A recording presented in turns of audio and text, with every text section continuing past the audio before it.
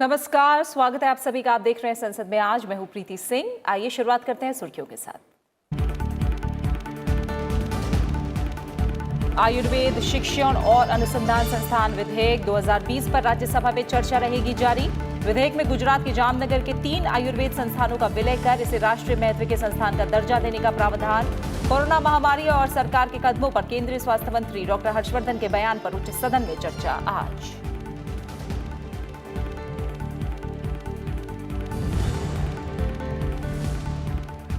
राज्यसभा के एजेंडे में 1 साल के लिए मंत्रियों के सत्कार भत्ते में 30% कटौती का प्रस्ताव करने वाला विधेयक। कोरोना महामारी से पैदा हालात के मद्देनजर तत्काल जरूरतों को पूरा करने को लेकर संसाधन जुटाना मकसद। होम्योपैथी केंद्रीय परिषद संशोधन विधेयक 2020 और भारतीय केंद्रीय चिकित्सा परिषद संशोधन विधेयक 2020 भी कार्यसूची में शामिल।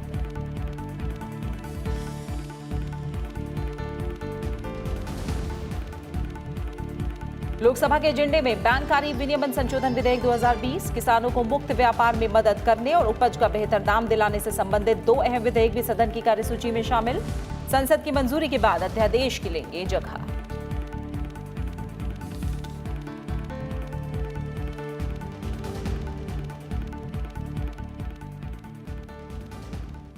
संसद के मॉनसून सत्र का आज तीसरा दिन है और आज के एजेंडे की बात करें तो दोनों सदनों में कई अहम विधायी कामकाज शामिल है।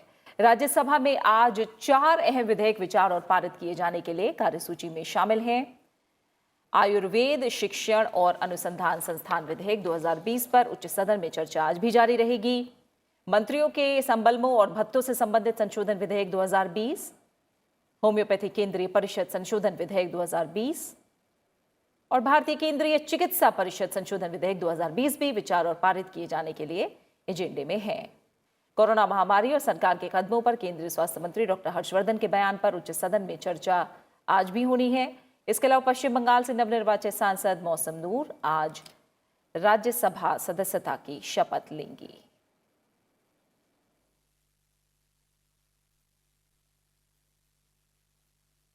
वहीं लोकसभा की बात करें तो आज 3 अहम विधेयक विचार और पारित किए जाने के लिए कार्यसूची में शामिल हैं। इनमें बैंककारी विनियमन संशोधन विधेयक 2020, कृषक उपज व्यापार और वाणिज्य संवर्धन और सरलीकरण विधेयक 2020, कृषक सशक्तिकरण और संरक्षण, कीमत आश्वासन और कृषि सेवा पर करार विधेयक 2020 शामिल हैं। इसके अलावा दोनों सदनों में अनुसूचित जातियों और अनुसूचित जनजातियों के कल्याण संबंधी समिति के प्रतिवेदन भी पेश किए जाएंगे।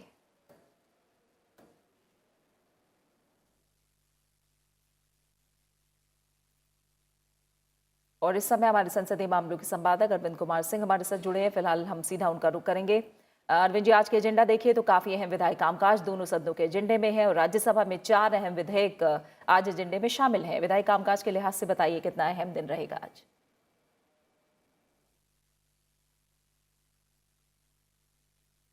हाँ बिल्कुल प्रीति, आपने जिन विधेयकों का जिक्र किया है वो तो अपने आप में बड़े महत्वपूर्ण हैं, क्योंकि अगर आप राज्यसभा की बात करेंगे तो उसमें से 3 विधेयक ऐसे हैं जो कि हेल्थ सेक्टर से जुड़े हुए हैं।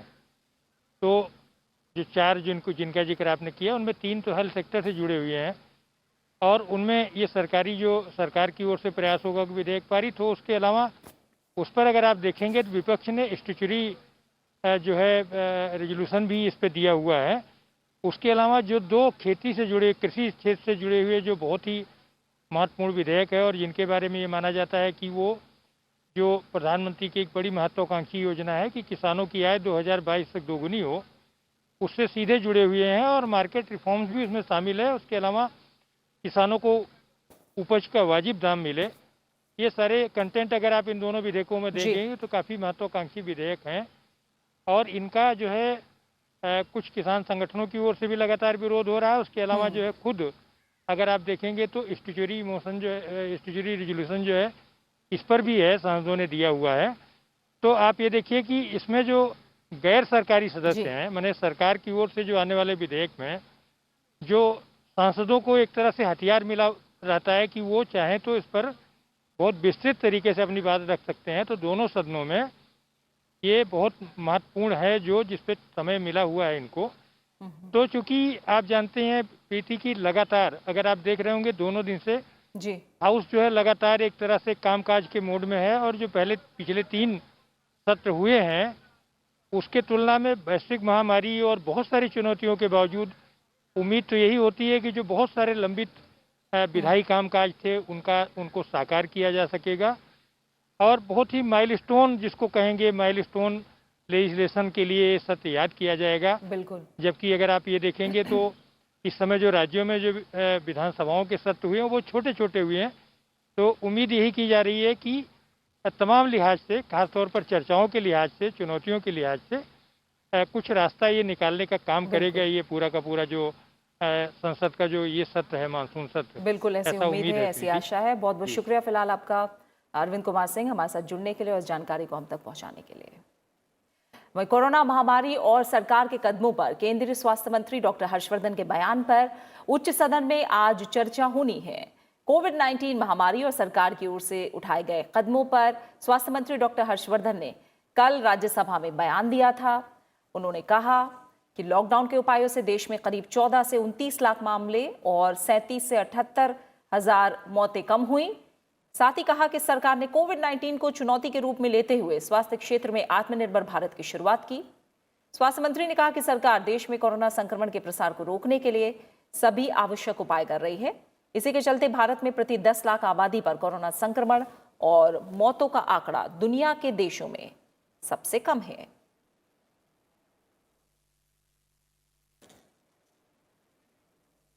आयुर्वेद शिक्षण और अनुसंधान संस्थान विधेयक 2020 पर उच्च सदन में चर्चा आज भी जारी रहेगी। विधेयक में गुजरात के जामनगर स्थित 3 आयुर्वेद संस्थानों को मिलाकर राष्ट्रीय महत्व के एक संस्थान का दर्जा देने के लिए यह विधेयक लाया गया है। इसमें 3 आयुर्वेदिक संस्थानों, स्नातकोत्तर आयुर्वेद शिक्षण और अनुसंधान संस्थान, गुलाब कुवेम्र आयुर्वेद महाविद्यालय और आयुर्वेद औषधि विज्ञान संस्थान के विलय का प्रस्ताव किया गया है।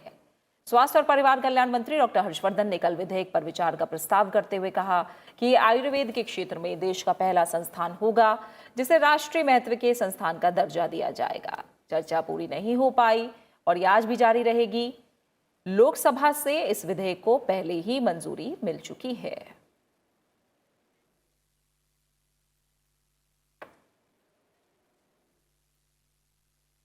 राज्यसभा के एजेंडे में मंत्रियों के संबलमों और भत्तों से संबंधित संशोधन विधेयक 2020 भी शामिल है। कोरोना महामारी से पैदा हालात के मद्देनजर मंत्रियों के सत्कार भत्ते को 30% कम करने के उद्देश्य से 9 अप्रैल को मंत्रियों के वेतन और भत्ते संशोधन अध्यादेश 2020 जारी किया गया था।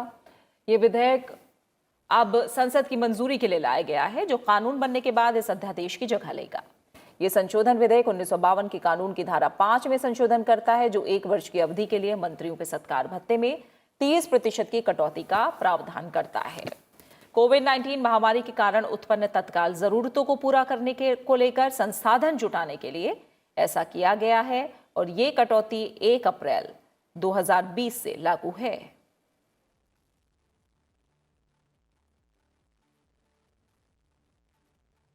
राज्यसभा के एजेंडे में आज केंद्रीय होम्योपैथी परिषद संशोधन विधेयक 2020 भी शामिल है। केंद्रीय आयुष मंत्री श्रीपद येसो नाइक विधेयक पर विचार और पारित करने का प्रस्ताव करेंगे।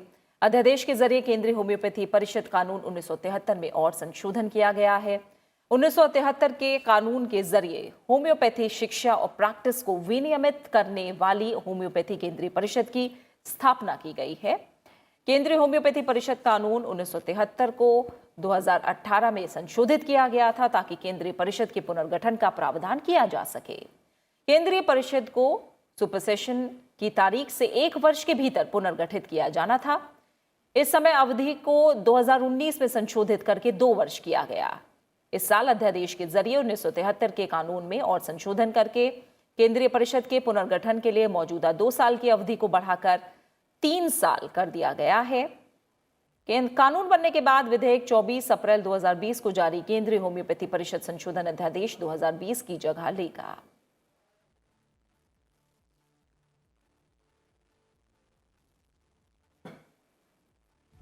राज्यसभा के एजेंडे में आज भारतीय केंद्रीय चिकित्सा परिषद संशोधन विधेयक 2020 भी विचार और पारित किए जाने के लिए शामिल है। लोकसभा के एजेंडे में 3 अहम विधेयक विचार और पारित किए जाने के लिए शामिल हैं और ये जो 3 अहम विधेयक हैं इन्हें विचार और पारित किए जाने के लिए आज एजेंडे में शामिल किया गया है। लोकसभा के वित्त मंत्री निर्मला सीतारमण बैंक कार्य विनियमन संशोधन विधेयक 2020 पर विचार और पारित करने का प्रस्ताव करेंगी। संसद की मंजूरी के बाद यह विधेयक 26 जून 2020 को जारी अध्यादेश की जगह लेगा।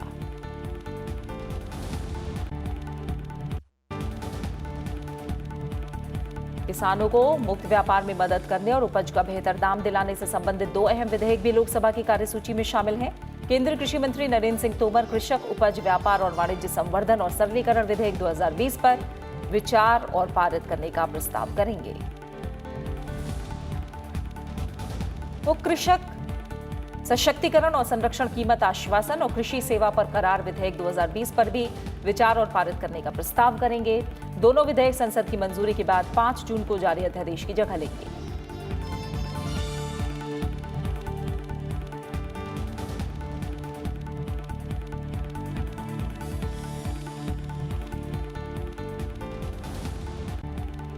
और अब बात करेंगे दोनों सदनों में रखे जाने वाले पत्रों की। राज्यसभा में आज अलग अलग मंत्रालयों से जुड़े कई अहम पत्र रखे जाने हैं।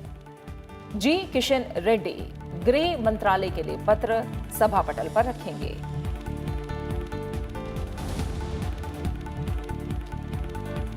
रतनलाल कटारिया सामाजिक न्याय और अधिकारिता मंत्रालय के लिए पत्र सभा पटल पर रखेंगे।